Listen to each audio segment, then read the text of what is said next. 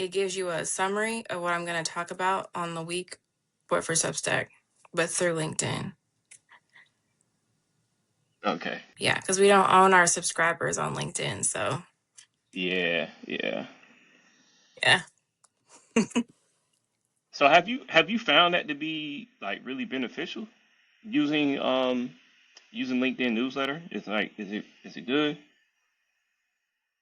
I took a break, probably maybe for a month or a month and a half. But I noticed when you do video and then you put the words underneath, it gets better traction than if you just do text. That makes sense. Yeah. Yeah.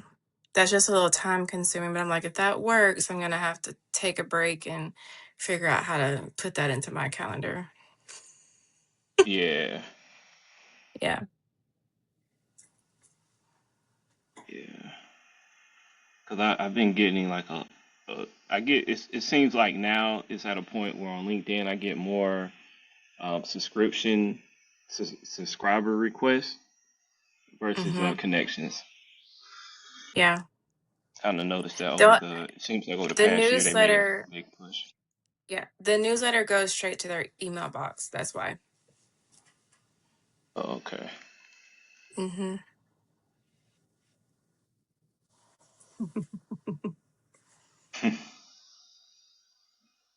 Cool.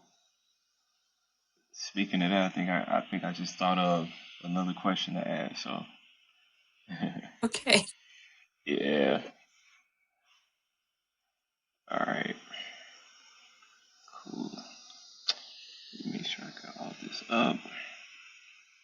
And right now we just small talking. You know, this is kind of like how I like to warm things up, No, get the you're fine. butterflies out. Yeah. No, I don't have any butterflies. I'm just treating this as a normal Zoom call. So Mm. Yeah. I just came from the school. They had my daughters had their awards today, so I got all the. I'm like in. Yeah, I'm good. This is Oh, a cool, lot cool. chill than being around parents all day. So Yeah. People don't believe me when I say this, but every time I do like any type of public speaking or like interviews, I'm like always nervous. But when I do it, you don't even know it. Your people viewing, so it's just I get the same action as you got. Like, oh, you are. So, magnesium actually helps with nervousness. I forget which one, but there's a magnesium that can help so you don't feel as nervous and it'll help your nervous system relax. it's not that bad. It's not like Oh, it it's helps not for like that. over time. Like you'll notice a difference. Mm, okay, speaking, I guess Yeah. has that helped with your mothering? No, it helps like when we're at theme parks because like all those people like I never felt it as a child, but now as I'm an adult, I'm like, oh my God, there's so many people. I'm overwhelmed. I get in. What's that word they use now? Overstimulated. Overstimulated, yeah. Yeah. So it helps me be able to wait in the long line at Disney. So it works. Got it. Yeah, Yeah. got it. Cool. So let's go on and get started. What's up, world? My name is Corey. Stay trapping here with Trap Talks, where we discuss the intersection of culture and tech. And today I have the honor and privilege to interview Cora Howard. She's from Fairhope, Alabama. Uh, should I be saying Roll Tide? You can You say roll? that. That's what they You can say. say I'm that. just like, Oh, eh. okay. Oh, okay. Okay. All right. I don't want to get them against me, but okay. So just to give a quick intro about what she does, she's the founder of Beyond That Day, guiding mothers beyond their hardest day, where healing becomes awareness and strength becomes presence.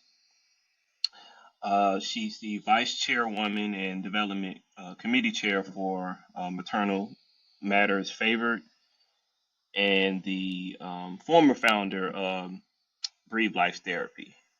And I can't miss this former pink supervisor at Victoria's Secret. Did I did I miss anything? No. Oh, okay. So the reason why I added that last one in because it leads to my next question. And we spoke about this before. It's a real serious question. I think Okay. some people would know, not men, but I think women. So which one is actually better? Is it Victoria's Secret or is it Savage Fenty by Rihanna? Which one would you say is best? I can't say which one is better because I never tried her lingerie brand. I have tried her makeup, but not the lingerie brand. So I can't say it until I try it. Got it. Okay, okay. You must don't want to make your Victoria's Secret people mad. I get it. I get it. I signed something. I can't say anything negative, so. Oh, got it. Got it. Got it. Got it. Okay. Okay. Okay. We ain't gonna mess with Yeah. that NDAs. Yeah. Yeah. Um. Right.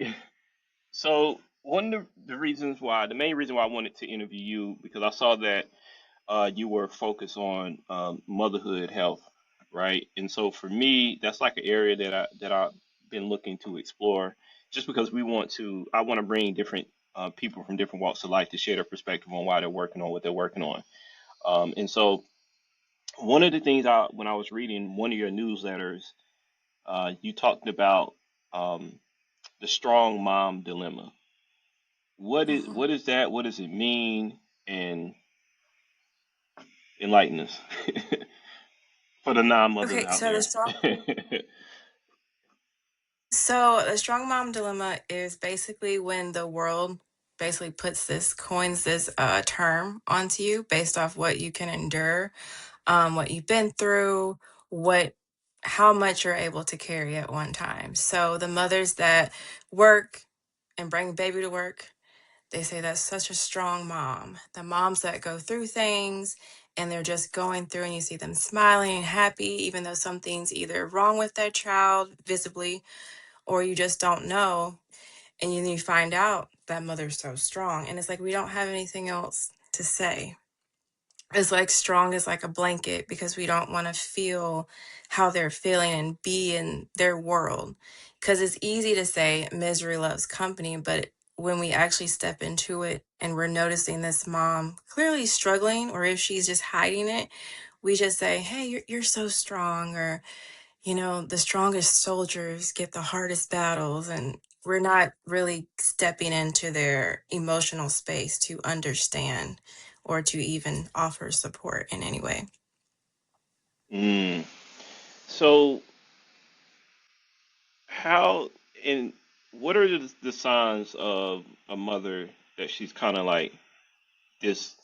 I want to pull it up again. That the strong mom dilemma is kind of getting to her. 'Cause I love the way you phrased it because it kind of adds some type of I wouldn't say diagnosis, but it puts a name on it. But what are some signs that a woman is going through that dilemma? I would say physical signs would be she's kind of quickly agitated, irritated. That could just be burnout, but it could also be an underlying thing of there's something going on at home or she's doing too much at one time and no one's really offering her a lifeline. Um, it could be, her road rage could be another one, especially like if she's on the way to school and you see her like throwing her hands up in the car or something crazy like that. That's another indicator there's something going on that she's not dealing with emotionally. Um, it could also be the mom that when you ask her how she's doing and she always says, I'm fine, I'm okay. That's another indicator. Because even though we ask someone how they're doing and they say, I'm fine, I'm okay, I always say, ask them another question like, how was your day? Or ask a question that will make them say something further than I'm okay or I'm fine. Hmm.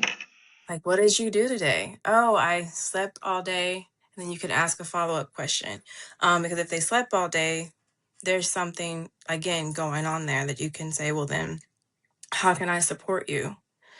Um, Another thing is when someone comes into someone's house that's clearly going through something, whether it's postpartum depression, whether it's being burnt out, overwhelmed, whatever the case may be, instead of judging this unclean house, I simply say, how can I support you? Where can I start to help you clean up? Or can I clean this up for you? Yeah, you might not initially want to, because who wants to come to someone's house and clean up, right? But that will make Yeah. that person trust you enough to eventually tell you what's going on with them. It could even be while you're cleaning together, because they feel you're giving them a level of trust that most people aren't giving them. You're giving them a space of Mm. vulnerability, because instead of judging them, you're opening up a space to help them and support them. Right, and you're making them feel not judged. Mm-hmm. Because it's very different than giving someone money. You're going into their house, you're helping them. You're When you come into someone's home, it's like you're in their personal space. So it's Mm, easy okay. to drop off food at the door and never come in the house. It's easy to Cash App or Venmo somebody and give them something to put groceries in there. But it's one thing to go to their house, say, hey, I'm going to take you grocery shopping. They actually get in the car with you and you go and you're grocery shopping and you start to talk. Because when you do things for people where you're presently there, they'll open up to you and eventually tell you what's going on with them. Got it. Got it. So it just sounds like one of the best ways is to support someone, and it actually kind of goes with like someone dealing with depression too, right? But just showing up and being there Mm, versus just like you said, giving them an Amazon card or whatever. Because I've yeah. actually seen where I've been around people. I've spoken to them over the phone. They sound fine, and then when I see them, I'm like, oh wow, it's like a different picture. Yeah. Because it's different when you're on the Hmm. phone, you can't see them. But then say, hey, I'm going to FaceTime you really fast. FaceTime, and then it's a whole different conversation because you took the time to actually see me. You see me, I can't Yeah. hide from you. You see my Yeah. emotions, you see my reactions. Got it. So I was looking at this website, this organization called postpartumdepression.org, and they had some really interesting stats, and I'm sure you probably are aware of them or seen them somewhere else. So it says in the U.S. nationally, about 1 in 8 women experience symptoms of postpartum depression after giving birth. However, this rate can be as high as 1 in 5 women in the U.S. in some U.S. states. The other stat that really kind of showed me how hard this can be is that postpartum depression often lasts 3 to 6 months, but its duration can vary significantly based on individual factors and access to treatment.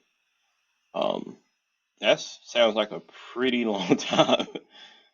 Is that like average from what you've seen? Yes, sometimes it even goes beyond that 6 month period because it's just not that 3 to 6 months. It can go beyond that 6 months period. Some people can have it for a year. Some people can have it beyond a year. Some people choose to do it the natural way, and do, I mean, there's so many different ways you can heal from mental health. Um, I wouldn't say cure, but heal yourself from it. Um, but it does can go beyond 6 months. And then you have the thing called postpartum psychosis, which could sometimes last a lifetime.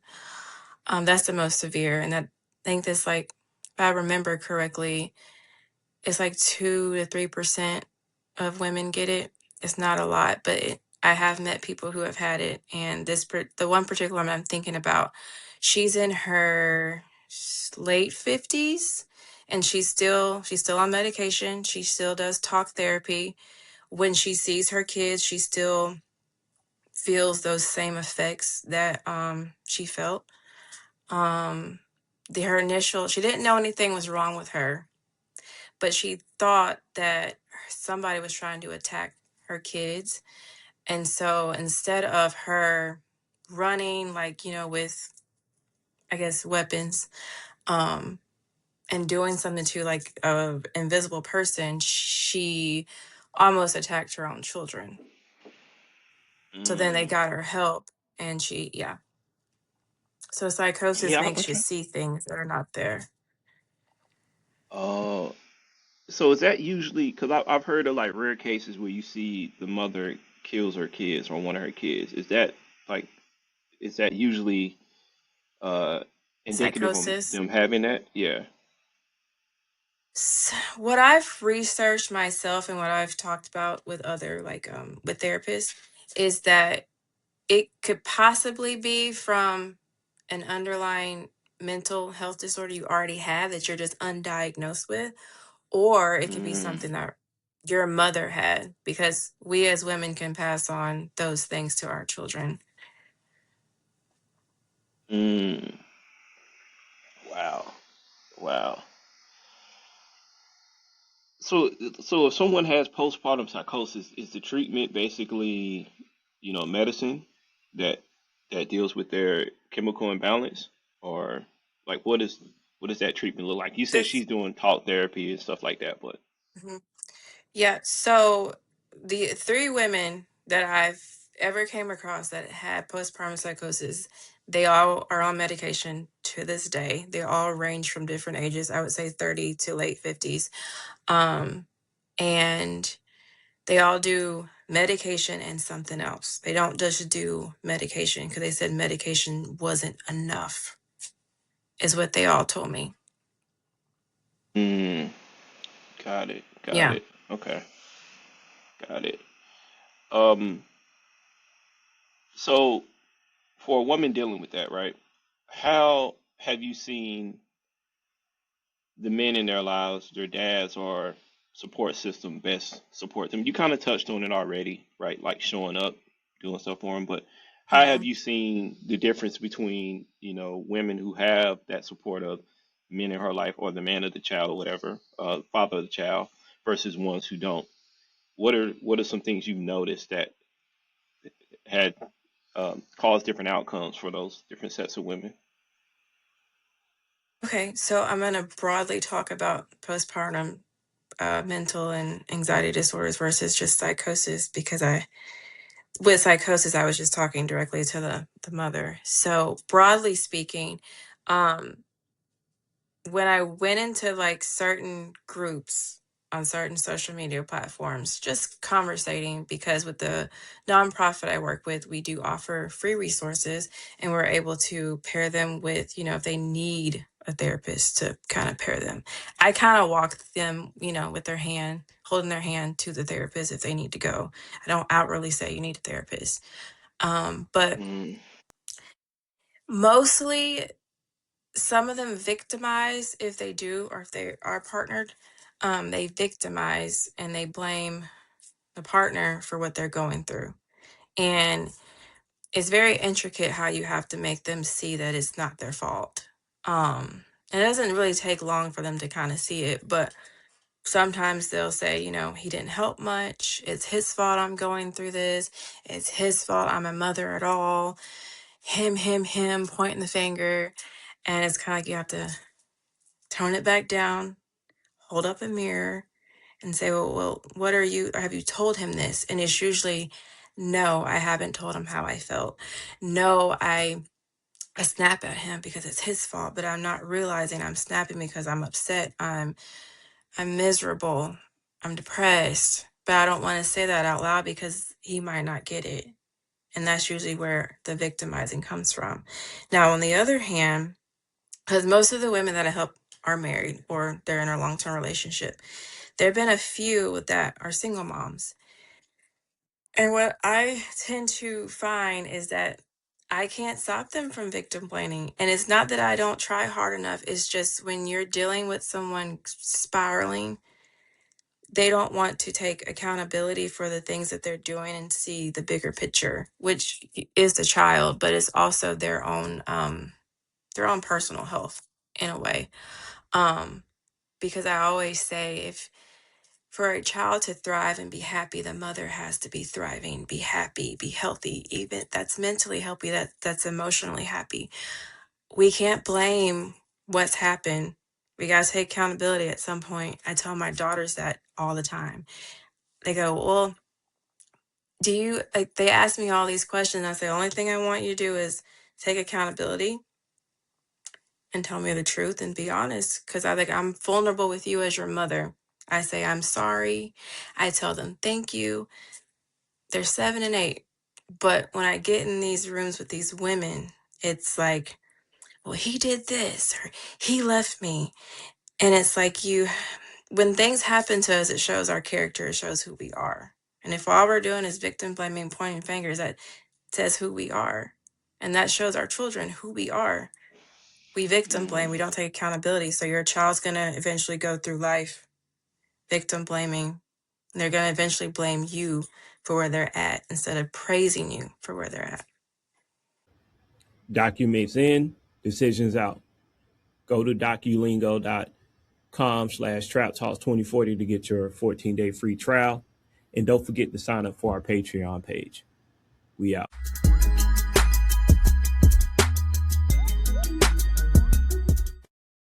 yeah. Wow. Um. So there was one thing you said that I thought was very interesting. You said that you don't tell them to go to therapy. You try to guide them. Why don't you just straight out tell them you need to go to therapy? That's like me telling someone who's overweight you're fat and you go work out. That is rude. Like, you can't, that's Yeah. like, there's a stigma around therapy. So I can't just say, Yeah. hey, you need to go to therapy. Yeah, I get that. And then you're also dealing with someone who's kind of in a vulnerable state, and so they don't want to kind of feel like they're being finger pointed. Is that also too? Yes, because you don't want to tell somebody, hey, you need, like, out of, like, if you're, especially if you're in a support group and it's 10 other women in there, you don't want to do that. And you don't also don't want to subject them. So instead of saying, hey, can you email me after? Hey, can all you guys email me after and tell me how it went? What were your takeaways? That way, everybody's emailing me versus just you. So then I can find a way to get to that point to tell Mm, that one person because everybody else is doing it collectively. mm, Yeah, it's okay. kind of like going back to the basics when we were in school. Instead of subjecting that Yeah. one child or that group, you're putting it together and then you're kind of separating them, but keeping them whole at the same time. The most difficult client I ever had, I asked her one question. I said, what would you tell your child if, if we were, if y'all were talking and I'm saying the same thing and you're me and you're your child? I said, what would you do? And that usually gets them to kind of wake up and say, okay, I'm going to do it. What would you Mm, tell your child? What would you tell your child? And would you want your child to do the things that I'm telling you to do if it was going to make your life better? yeah. Yeah. That's how I got my mom to stop smoking cigarettes. I told her I was a kid and I was like, cigarettes have same amount of toxins as in a toxic dump. And she later stopped smoking cigarettes, I guess because she thought about it. Was psychology like your favorite subject in school? Seems like you have that down. It actually was not. I actually took a philosophy class in college and it was my favorite. And we had to write papers, which I'm really great at writing papers. It became a thing in college, but he was always impressed. He was like, "Do you want to go into philosophy?" I was like, "Not really." I said, I just really like learning about Plato and Socrates for some reason." But yeah, Yeah, I like learning. I'm yeah, a learner of life. yeah, yep, yep. And I was I was reading your one of your newsletters, and you talked about having two daughters, dealing with your daughter who had cancer, and how you would use manifestation tactics to put her on the right track, which I really love. I do that. I do manifestation a lot myself, where I'm like, I'm going to have this. I'm going to have this house in this time and have X amount of money, blah blah blah. Kind of, you know, Yeah. walk us through what were the events in your life that led you to do what you're doing today? Because I think that's very, I think that's like kind of like very important. I think it'll help us kind of see like, okay, this makes a lot of sense. Okay. So my mom, when I was in college, and I told her, because I initially wanted to go to fashion school, and I got accepted to every college I applied to. I'm not bragging. I'm saying that because the one college I applied to that was close to home, I did not get their scholarship. But I eventually went there anyway because of their business program. So I told her when I got there, I said, I don't think I want to go back to school after these 4 years. And so she's like, are you sure you don't know what you want to do? I was like, I really don't know what I want to do. Because I was just very confused. So she gave me this book called The Secret, and I read Love it. that book. And I said, yeah, and I read it and I was like, I don't get it. She was like, read it again. I think I read that book maybe 5 times, and I watched that movie maybe twice. And at the time, I was with an ex, because this is like right after college. And I did my vision board, and it was like so pretty, and none of it happened. And I was so mad. I cried, and I was depressed for maybe like a couple months. I'm like, what did I do wrong? And my mom's like, did you read it? Did you understand what you read? And I'm like, why are you? I said, I don't know. I said, I read the book. And so I went further. I started Googling, I started watching like all these interviews. And then I stumbled upon Dr. Joe, and I stumbled upon Neville Goddard. And that's when everything started to click. So you have to think about from 2000, what was that, 2010? No, 2013 to now. So that's roughly like more than a decade. So then when my daughter was going through chemo, when she first got diagnosed, she thought it was the end of the world. And everybody's like, you gotta be strong. You gotta be strong for her. And I was like, I feel very weak right now. I feel vulnerable. Like, cancer is a thing that happens in my family a lot. So it was a lot to deal Mm, with because I'm used to it being older people. I wasn't used to it being children because she's the first child in our family to have it. So I was like, I mm, didn't ask why me. I actually picked up a Neville Goddard books. I have a book that's like 5 in 1, and I just read it and I kept reading it, and I read it again. And then when she went through surgery, I brought the book and I read it, I think twice while I was sitting there. That's how long her surgery was. And everybody always asks me, what did you do while she was in surgery? How'd they go? I said, I read a Neville Goddard book. I said it was 5 books in 1. I read it twice while she went through. I said, because I couldn't sit there and be in my thoughts. I got her to watch videos of people ringing the bell. And I said, listen to the bell, remember the bell, put all the things that you want in this scenario. What are we wearing? How does it smell? I was like, do all these things. And we did that for months. Um, and she ended up, we didn't know we were going to ring a radiation bell, but the exact thing that she described with the bubbles, the Elsa dress, Elsa shoes, all that was done for radiation bell. And I said, do you not realize that you visualize like all of this and it happened?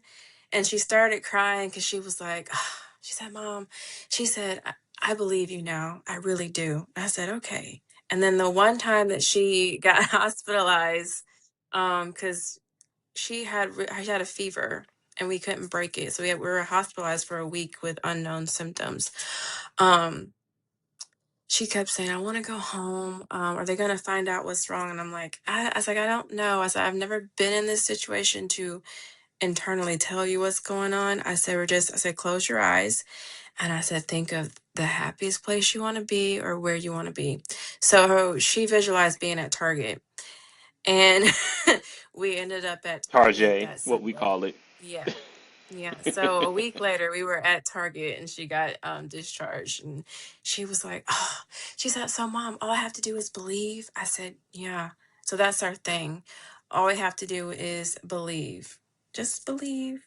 And everything on her vision board, because we did a vision board before she got diagnosed, everything came true on her vision board. Because that was the very first time we did it, ironically. And then all that happened. Mm. So the biggest thing on her vision board was meeting the Dallas Cowboy cheerleaders, and we got to meet them. So that was exciting. Yeah. So that's pretty crazy. You didn't tell me all that before. That's great. That's great. Because it's funny because when you see kids doing like for me when I manifest, I'm okay with waiting. Like I know it's probably not going. Like some of my goals are like so big. I'm like it may take some time. But it's like really cool to see and hear when kids do it, and then they automatically see it, Yeah. um, see things come to fruition. And from you with your daughter, right? What's the biggest difference you've seen in her going through that situation? Has it made her more um has it made her more outgoing? Has it made her more strong? Like what have you seen the difference in your daughter now since beating cancer? She's a little version of me where it's like, "Ah, you have to believe, you can't speak negative, or all you have to do is believe. Please stop doing that." Because prime example, my sister took the nursing exam, and she was like telling us, "Oh my God, I hope I pass, I hope I pass." And she would pop up in her face, "All you have to do is believe." And she like did the little smiley thing, and she was like, "I'm telling you, just believe." And then she would sing that, the Journey song. That's like her theme song. And like we played it for her, and then when she did end up getting her results that said she passed, she was like, "I told you, all I gotta do is believe." Like, so she's a Wow. believer on Yeah. as long as you believe and deep in your heart, deep in your core, it's gonna happen. You're just going through the motions. It already happened. You're just reliving the moment. Yeah, love it. Love it. So you mentioned a couple people that I'd never heard, philosophers, I'm assuming. Was that around the time when you started studying Taoism? No, I actually stumbled upon it on a trip to Barnes and Noble, and I was like, "Ooh, that looks interesting." It was in the personal development section, and I wanted to pick up something new. I wanted to learn something new, and I came across it, and I'm always interested. I like the Chinese and Japanese type of culture, so I was like, let me read it and see what it's about. And I ended up liking it because it explained things in a way. It explained it in a way that I already kind of knew how the world itself and life works, but it just kind of simplified it for me. Mm, mm. Um, I wanted to go back to the manifestation piece because I think we- I want to unpack it a little bit. And in the book you talked about the what I because I read it once and then I did like a summary on it. I'm like, oh, it's talking about the law of attraction, which is right. What was the name of Yeah. that book again? Yeah, The and I secret. remember The reading secret. The Secret. Yeah, because I remember reading it too, and my mom bought it for me. It's like a nice thick book because she knows I'm not really much of a reader. So if you give me short Hmm. reads, I'm like I'm out of there. I can get it out the way. And I remember reading it like you, and I remember thinking like, what is this book about? Like, because I remember it talks in very story format, allegories or whatever. Hmm. And then I had already studied law of attraction, which I love. I think the law of attraction is one of those universal laws that people should know. Like I think it just really holds true, because you literally can attract you attract things that you want and don't want by your thoughts. It's really pretty crazy. But um, what are some things that would you say is like good manifestation tactics, right? If someone's never done manifestation for what are some things that you tell a person like, hey, if you want to start practicing manifestation, what are some things that you would tell them to do? First, don't say I am because that's like a big leap from where you are right now. Because you can't say, if you're working paycheck to paycheck and you're like, I'm wealthy, I'm a millionaire, that's like a big gap. And you need I guess a ladder, stepping stone, where there's intricate steps to get to that big goal. So you kind of have to break it down, because your mind is going to sit there and be confused. Like, you're not really that. Are we that? And is this going to sit there in a confusion state the entire time? Mm, Um, yeah, I can see that. yeah, so I would kind of stay away from I am statements until like you're, there. That's just like someone saying, I'm healthy, but are you taking the measurable steps to get there? And I always tell people, law of attraction works. It's just one of those things that just happens in the background. Like a theory happens regardless whether you believe it or not. But the thing is that you can't say, for example, again, I am wealthy if you're not taking the time to go to the webinar that talks about, growing your wealth, the making an investment, even if it's risky, learning about investments. Those are things that wealthy people do. Sitting with wealthy people, going to where they interact, being in that circle. Because what is that saying? We're the something around the five people that we're around. That's kind of like what we are. I forget the exact word, so forgive me. Yeah. Oh, we're the Yeah. sum I of heard the 50, five people. 50. Yeah. Yeah. Yeah. Yeah. 50 Cent So said it. I heard 50 Cent say it very less eloquently. He said something like, "You are if you talk to five broke people, you're gonna be broke or something like that." exactly. But yeah, yeah, yeah, So it's kind of like that. So it's like if you want something, I always use the Neville Goddard concept of living in the end, kind of how I said with my daughter. If you know you want to be wealthy, and you're in that state of mind of being wealthy, naturally, if that's something you really, really want, you're naturally going to go do the things I just said. Same thing with if you want to change careers, you're going to take the measurable steps. Because it's like one thing, I can sit here all day and wish for $1,000, but am I doing anything to get it? It's kind of like I motivate, not motivation. Action is energy. I'm not transmuting hmm anything to create anything. I'm not creating a chain reaction to get what I want. And I think people think law of attraction is I'm just going to sit here, I'm going to visualize it. I'm just going to come to me like, I'm rubbing a magic lamp and it's just going to come to me. Like, no, I actually did all this stuff to get it. Didn't sit here and just lay in my bed all day. I'm gonna get $1 million. Where is it coming from? Because the adverse effect of you sitting in bed and doing that is, one of your family members, croaking and you getting it that way. And now you're upset. And you're probably going to use all that money and be in the same situation you are again. And then you're going to be wanting even more money. hmm By the time all your family's gone, you're still broke. Chain reaction. yeah, Hmm. yep, yeah. And the reason why I was laughing because I love the way you explain law of attraction. Because usually, whenever people say certain phrases, certain words, I ask them to explain it. But I love the way you said it, right? Where in the Bible they say, work without faith is death. If I'm misquoting it, sorry to my Christians out there, but basically you got to put the work in for to be able to get what you want. And this is one realization that I came to is that we really don't necessarily deserve anything Hmm. unless we put the work into it. And then even still, we still might not get it. I mean, a great example of that is, you know, professional athletes when they're in the playoffs, right? Just because, think about Jordan, right? How many championships he took from other people, right? So it also, I think an important thing about law of attraction too, what people should understand is that you may not get what you're looking for at all or in time that you want, but you'll be putting yourself in a better position than you are if you're actually putting forth the work. And Hmm. obviously you're gonna have roadblocks and stuff like that. Um, which leads me to the other thing you're really deep into are some of the principles about mindfulness and things of that sort. Hmm. Um, like the part of mindfulness I like is like letting go, right? But would love to talk about what are some of the mindfulness things that you help the mothers that you support throughout their journey.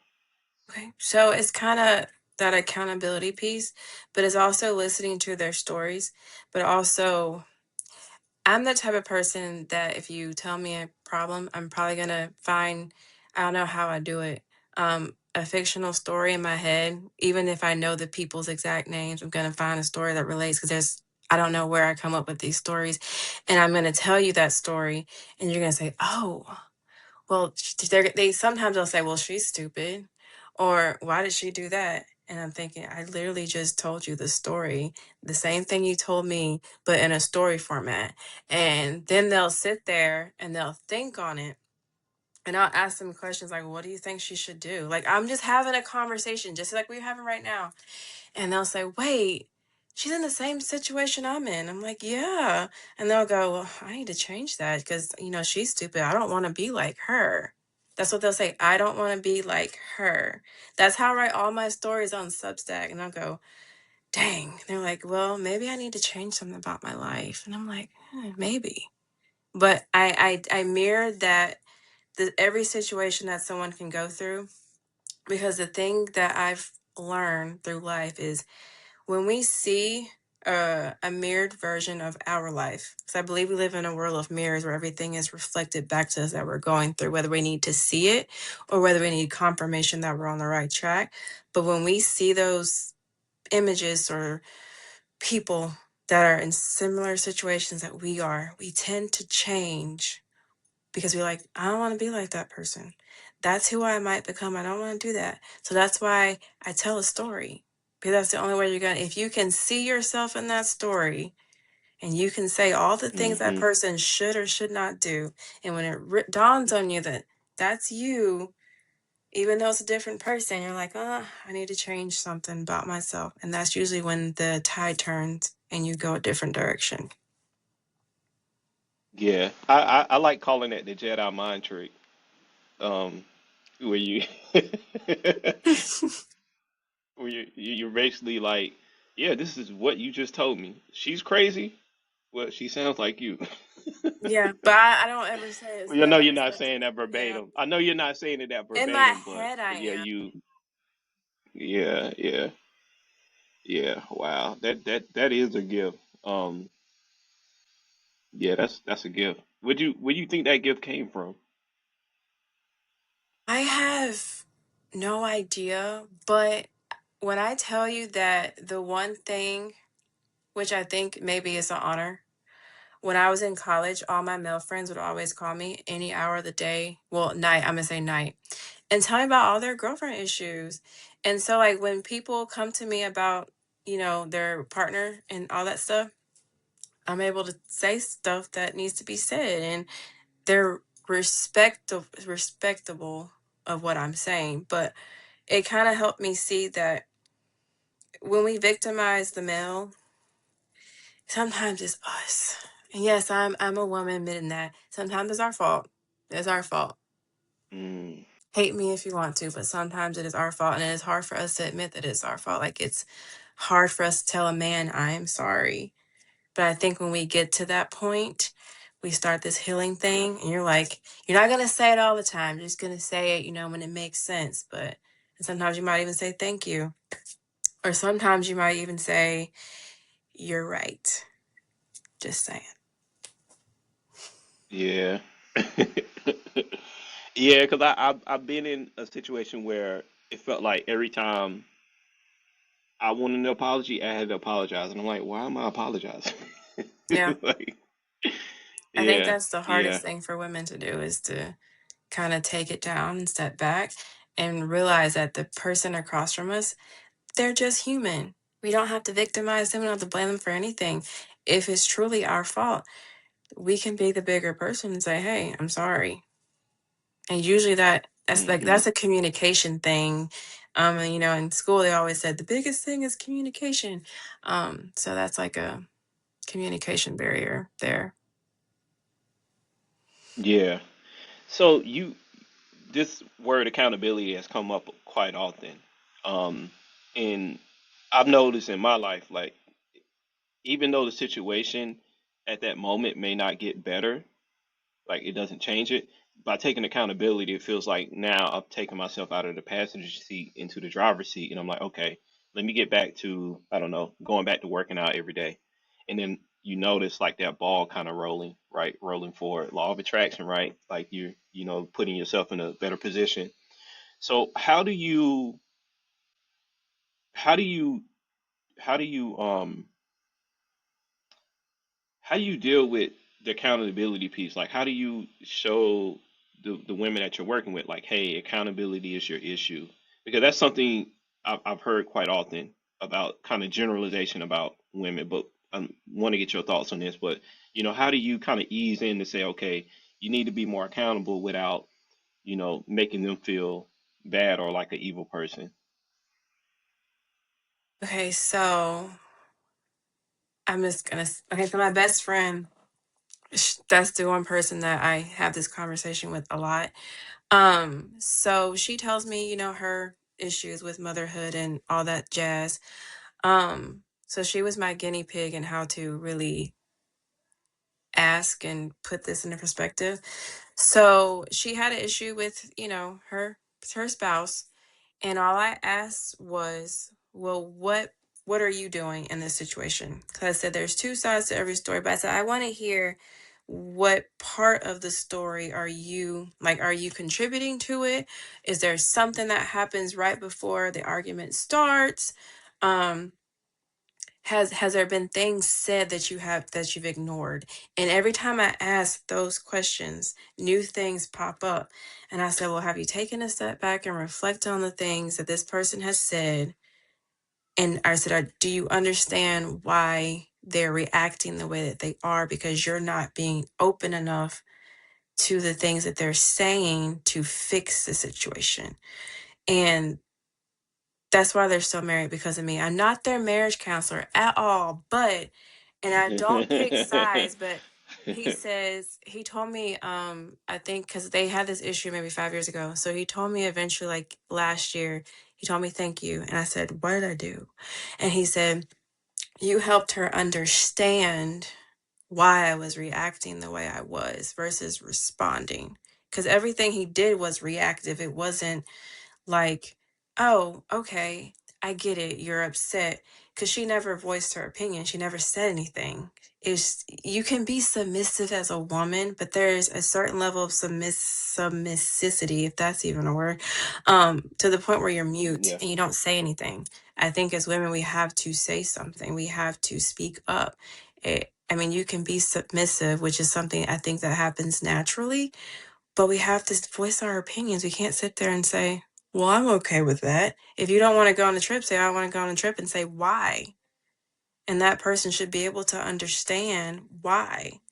But if they react to you, what was something that was said prior to why they even wanted to go on a trip with you in the first place? Why did they invite you?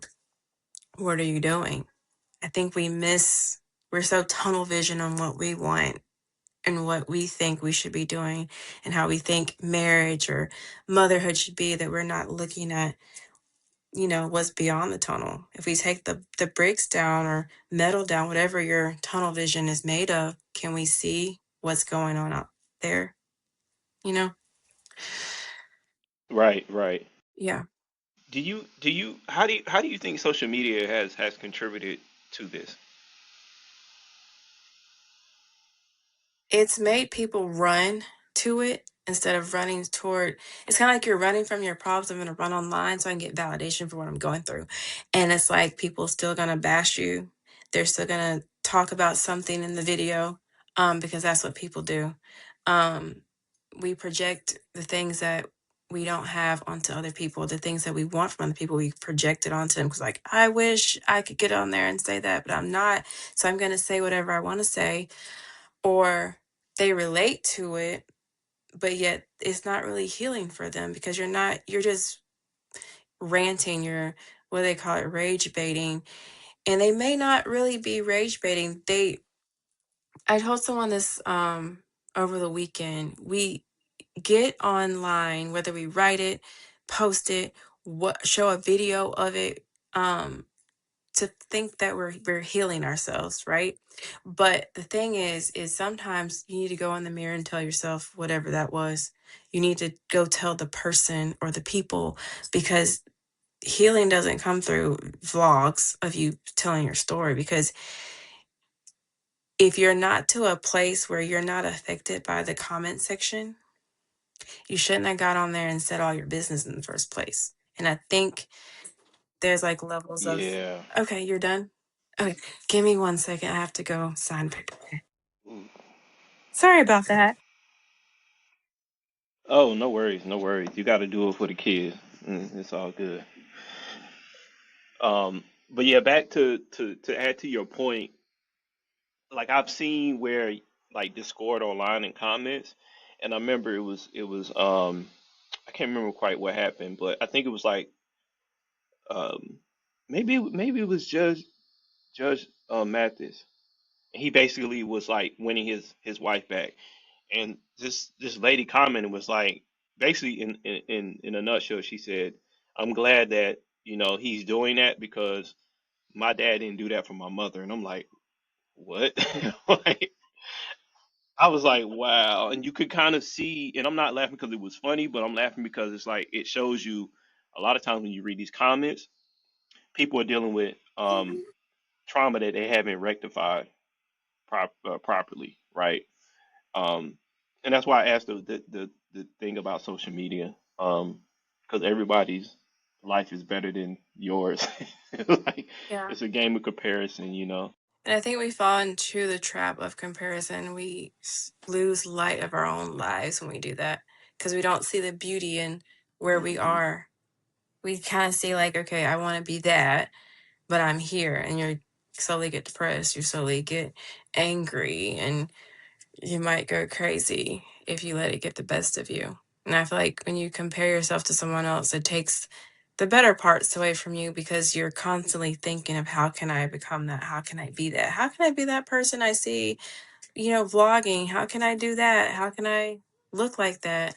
But sometimes, like, there are influencers that were like, they'll vlog and lose weight, and then when you finally see their videos, you only see the end result. Just like you see the people who, have the big houses, the cars, travel around the world and work.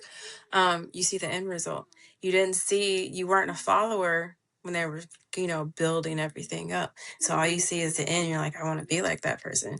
But I think when we don't, again, tunnel vision, we don't see or read the parts of the story they tell us. Because, people that are wealthy tell you all the time how they got there. We miss that part. All we see is the big house, the $1 million business, the endless Yeah, amount of clients. We're tunnel vision. It's like we yeah, have to see the big picture. We got to see every single detail. And we know, okay, well, if they did that, I have to do that too. You can't just become this. Even if you're inherit a company, you're gonna have to figure out a way to keep it afloat, you know? right, Yeah. right, We have to see everything, yeah, every missing piece, because you can't, like, you put together a dollhouse or a car for your child or even build a tree house. It's not gonna snap of a finger be built. You have to put it together. You gotta read the instructions. So that's how you build a business, how you know, whatever. There's no mother book. There's no mother. Maybe that's the word. There's no mother book to motherhood. We make it up as we go. Even as a parent, broadly speaking, hmm, there's no book. We can ask people for advice, but the children that we have now, they're not us, and we're not the generation before us. We're different. So you can ask for advice all day long, but it's you and your children. You should know how to intricately raise your child. I think that's hmm, crazy that people ask online for parenting advice. I think if you sit and you're present with your child, you can raise your child without having to ask online, what do you guys think I should do? Or my favorite, list all the symptoms that your child has, and then at the very bottom ask, should I go to the doctor? Should I take them to the ER? I think if you're asking those questions, you should go at your gut instinct. But I think intuition right, is really low. That motherly mm, instinct is not there for a lot of people, and that's no judgment, and that's nothing to be ashamed of. But I think we have to be present with our children, and if you need to ask a question around, because sometimes I ask my kids, am I doing enough for you? And I'll listen to them, and I'm open to it, and I'll say, well, how can I be better? How can I be a better mother to you? And they'll tell me, and I'll work on it. But a lot of people don't have those open conversations with their children. yeah, yeah. And like you said, it sounds like it's more like an intuition thing. Um, and that could be due to having to work.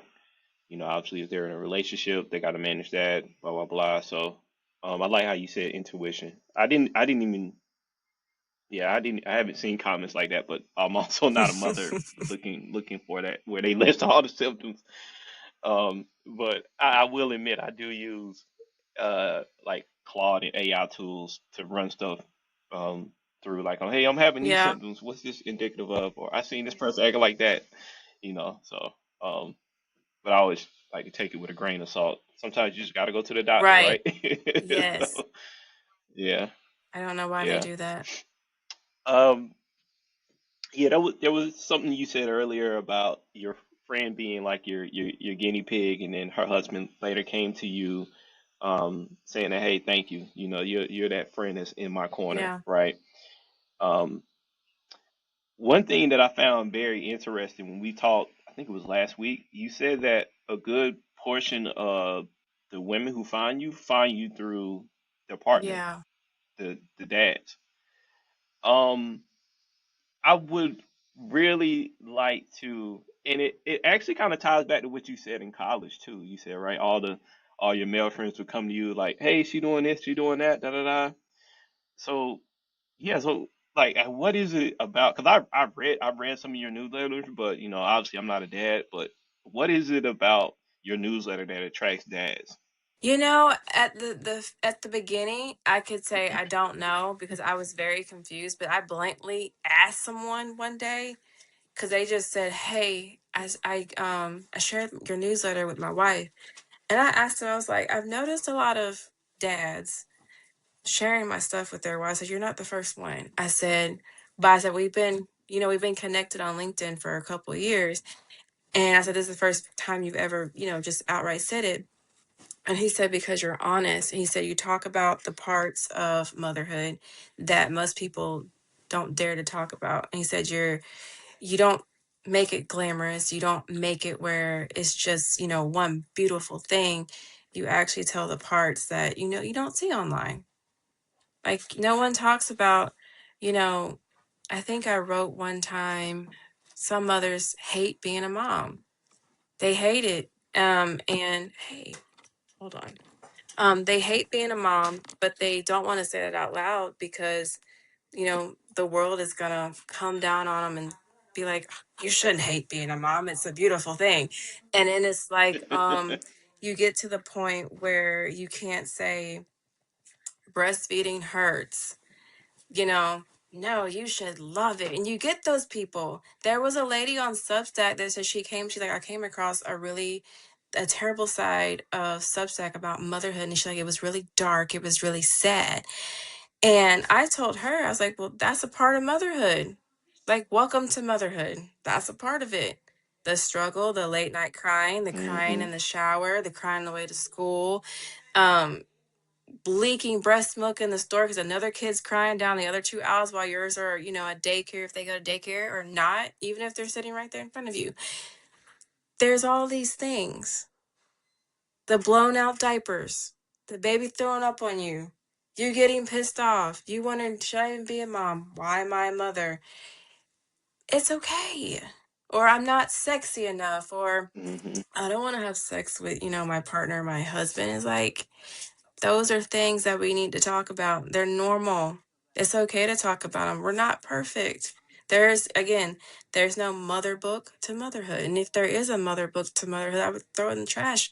No disrespect to the author, but you can't tell someone how to be a mother because everybody mothers differently. And then you have a lineage of their Differently. mothers. And I'm sure that's embedded in you, in your subconscious somewhere. But yeah, no one can tell you how to mother. You're just Hmm. a mother. You have to figure it out. It's like it's like the tango. You have to learn it and you're gonna step on some feet first before you get it. And then eventually you get it. And you're like, oh, but it's gonna take time and you have to be patient enough to take time. Because motherhood is a journey. It's a Right. chaotic journey, but it's beautiful. My every day I have is not the same, Hmm. but I love it nonetheless. So what do you love most about motherhood?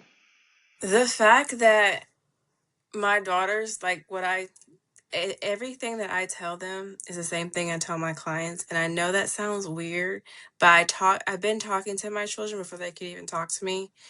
I would just talk to them like regular. And my mom would always say, they can't understand you. And I'm like, yeah, they can. I said, I can't understand them, but they can understand me.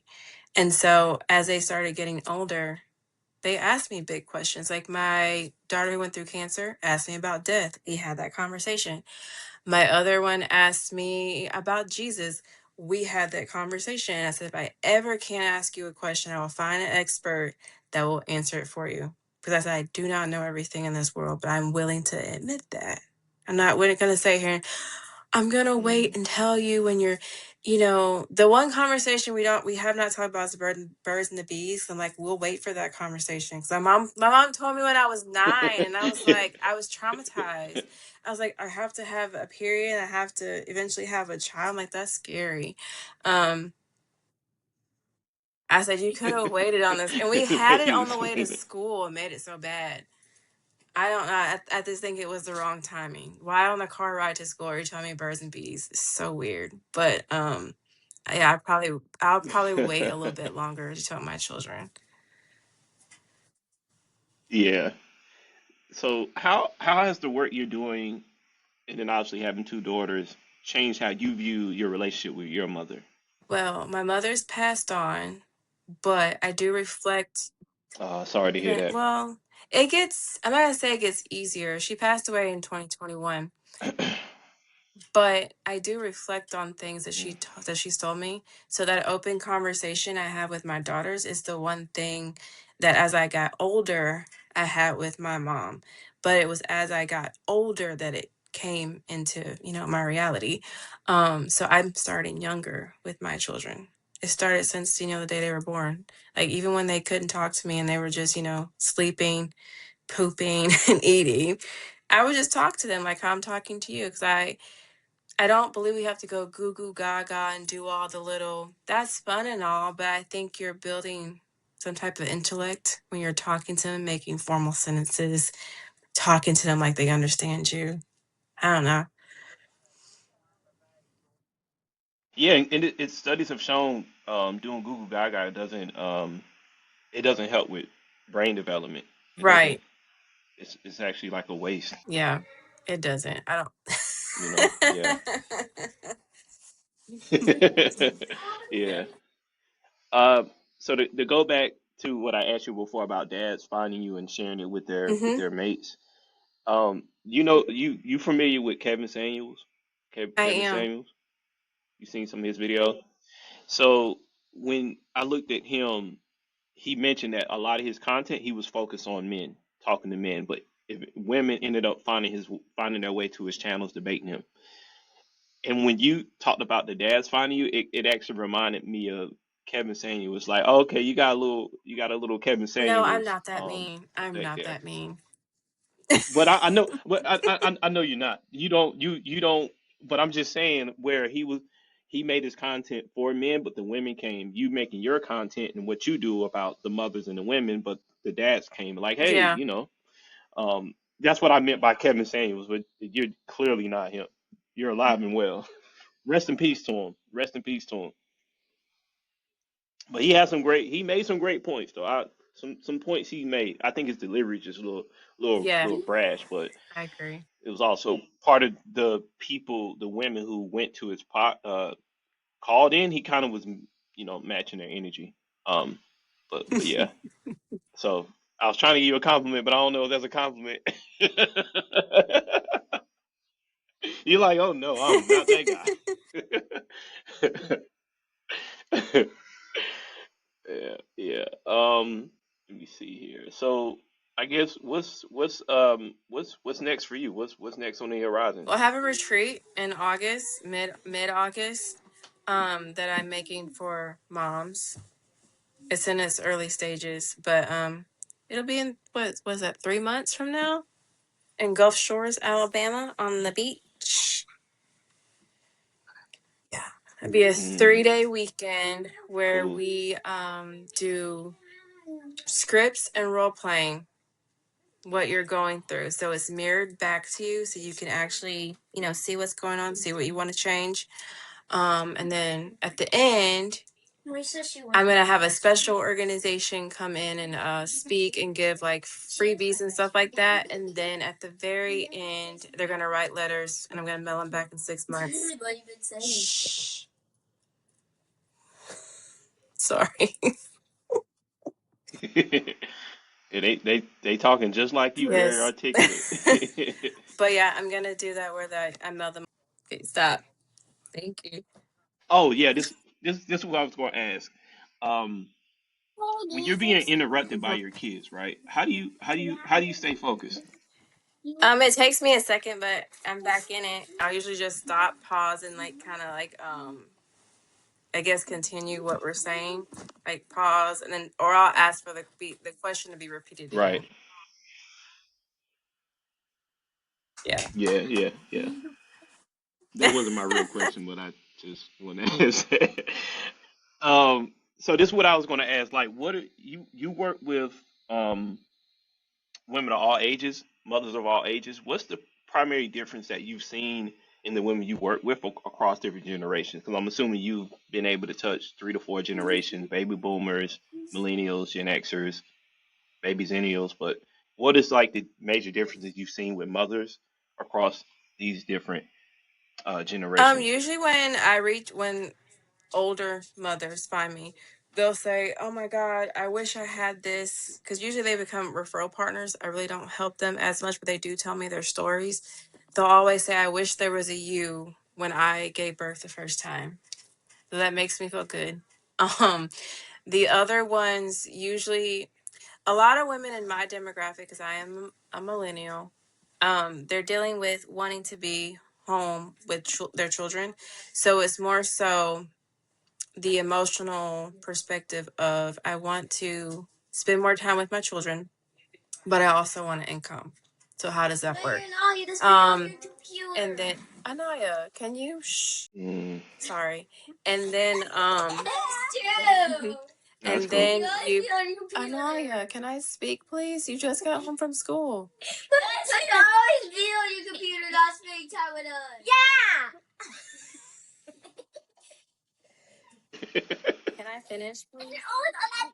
Keeping all this in here too. Sorry, you're on. The world can hear you. I know. Okay. Okay. When you be a Dallas Cowboy cheerleader, is gonna come right back around. What's that mean? They're gonna see it when they go through your camera roll. Nah. Okay. So shh. Got it. Okay. Thank you. All right. Oh. It's okay. Okay. What was your question? Okay. Stop. No target. Oh, yeah, yeah, yeah, yeah. No Tarjay. We technically still supposed to be boycotting them, from what I've heard. Oh yeah, about the generational differences. You saying with baby boomers tend to say they wish they had you when they first born, with their firstborn. Millennials, they're trying to figure out they want to be home more with their kids, but they also want to make money. Yeah. So they're dealing with that That's emotional where we aspect stopped of at. being, at work if they're at work, or even stay-at-home moms want an income. So they're don't want to take because building a business, you're going to be away from your kids for a certain amount of time, especially if you want to do like webinars, master classes, and actually go and be in person. So a lot of them tell you, well, you're gonna have to sacrifice, being with your kids just to build a business, which I don't that's not really true in my case. Um, but the thing is, people can tell you all these different things to kind of deter you from what you want. So if you want to spend time with your kids, but also have, a 9 to 5, that is possible. Because there are more companies supporting that, being a mom, being a parent in general. And then if you build a business, there are ways to build it. But if you're not emotionally connected to building that business, then I think that is where the foundation gets kind of rocky because some people feel guilty for even wanting to work and not be mother. Or you have, you know, your mother and your grandmother or Hmm. mother-in-law um, telling you, hey, you need to spend time with, your kids, be a mother, do this, do what I did versus, how can I support you in whatever you're doing, whether that's working, not working, or building a business. So I think the younger generation, the older generation is more opinionated of what Hmm. motherhood is. Cool, cool.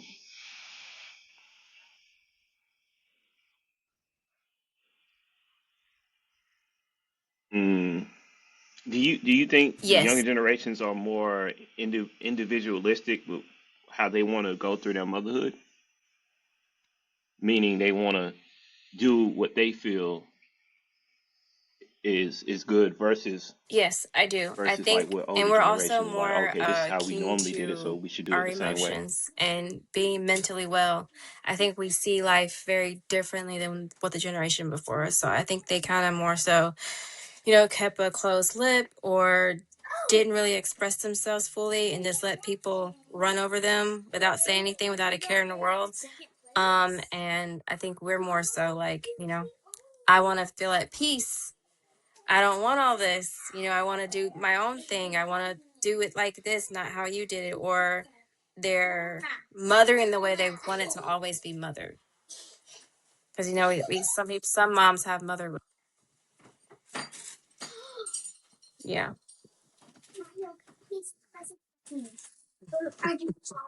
Mm,